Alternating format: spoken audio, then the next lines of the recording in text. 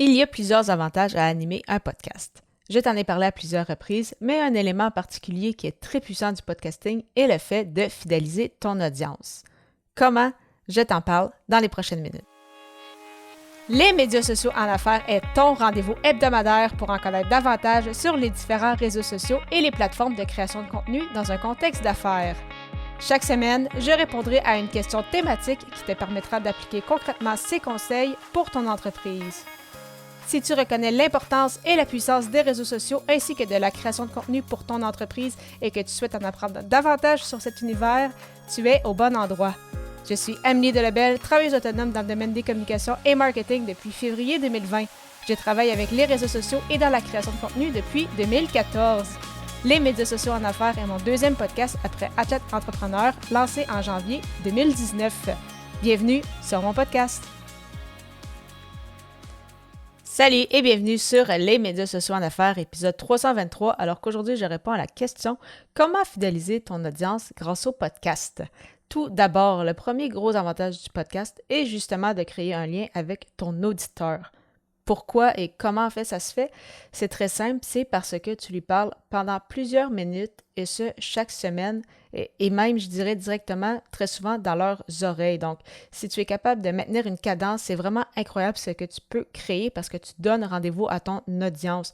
Tu commences en fait à faire partie de la routine d'une personne. Alors, si justement tu es habitué par exemple d'écouter un podcast, je sais pas moi, le jeudi soir quand tu vas au gym ou quand tu travailles sur quelque chose en particulier, eh bien, tu vas associer le fait de faire cette activité-là avec le podcast. Surtout si justement ce podcast-là, il est constant. Tu le sais que tu vas avoir rendez-vous avec lui chaque semaine. Donc vraiment, ça peut être très, très puissant, encore plus quand justement tu entends la voix de quelqu'un. Donc ça te permet de même avoir l'impression peut-être de la connaître davantage que seulement si tu la lis ou tu la vois en vidéo, parfois même pas de son, juste pour lire les sous-titres. Et c'est un peu le cas, en fait, avec ce podcast-ci. Donc, tu le sais que je suis là depuis des années. Donc, ça fait maintenant plus de 4 ans que j'anime ce podcast-ci. Lors des premières années, c'était les lundis et depuis quelques mois, donc là, je publie les lundis et les jeudis. Donc, vraiment, c'est très important au niveau de la constance et c'est ça justement qui va te permettre de fidéliser ton audience parce que les gens vont savoir en fait que tu leur donnes rendez-vous et ils vont vouloir justement garder cette habitude-là de t'écouter par exemple tous les lundis matins, les mercredis soirs ou autres. Pour fidéliser ton audience, c'est important de la faire engager et c'est pourquoi c'est important d'avoir un appel à l'action précis par épisode. À ce niveau-là, ça peut être vraiment plusieurs choix. Donc, ça peut être, par exemple, en posant une question précise. Par exemple, si tu demandes à ton audience de te laisser un commentaire en expliquant quel a été le meilleur conseil donné dans cet épisode. Ça peut être de dire « Ah, mais répondez à ma question, par exemple, sur Instagram, sur ma dernière publication. Ça peut être d'inviter les gens à prendre rendez-vous avec toi pour une consultation. Ça peut être d'amener les gens à télécharger un guide, une liste ou autre. Ça peut même être la vente d'un produit, d'une formation. Peu importe, ce ne sont pas, il n'y a pas en fait de mauvaises réponses, donc ce sont toutes des possibilités, mais c'est vraiment important d'avoir qu'un seul appel à l'action précis, donc pas terminer un épisode en demandant justement à tes abonnés de justement s'abonner au podcast, de laisser un commentaire, donner 5 étoiles, de te suivre sur Instagram, etc.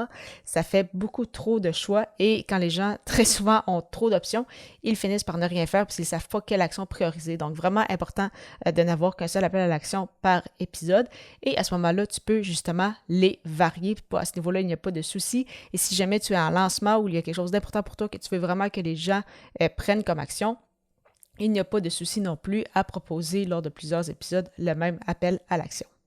Si tu le souhaites, tu peux aussi proposer du contenu exclusif. Donc, certains le font avec du contenu en avant-première, donc qui mettent en ligne quelques jours d'avance pour les gens de ce club VIP, si je peux dire, ou en extra, donc qui est accessible si, par exemple, tu t'abonnes à une plateforme comme Patreon, qui est celle peut-être la plus connue dans le milieu, donc où les gens qui s'abonnent, donc justement les membres VIP, payent quelques dollars par mois pour justement avoir du contenu exclusif. Donc, en avant-première, en extra, un épisode peut-être de plus par mois. Il y a vraiment plusieurs façons de voir ça. Ça dépend toi, de quelle façon tu aimerais peut-être travailler, mais sache que c'est une option qui est possible pour non seulement monétiser ton podcast, mais également justement créer un concept d'une communauté. Donc vraiment, comme ça, c'est là en fait où tu retrouves probablement les gens justement qui ont vraiment à cœur ton podcast puisqu'ils sont prêts justement à débourser pour avoir accès à du contenu exclusif. De mon côté, j'aime mieux offrir mon contenu gratuitement, mais c'est vraiment une question de choix selon la stratégie que que tu as mis de l'avant. Finalement, pour fidéliser ton audience, il est important d'être soi-même. Alors, t'adresser comme tu le fais si on te croisait dans la rue, mais également en partageant des anecdotes ou des expériences personnelles, ce que je fais également avec ce podcast-ci. Donc, bien évidemment, c'est toujours un peu spécial si jamais tu es habitué justement d'entendre une personne parler, particulièrement au niveau du podcast, et par la suite, tu croises cette personne-là lors d'un événement ou dans la rue, puis tu as l'impression d'être finalement complètement devant une autre personne.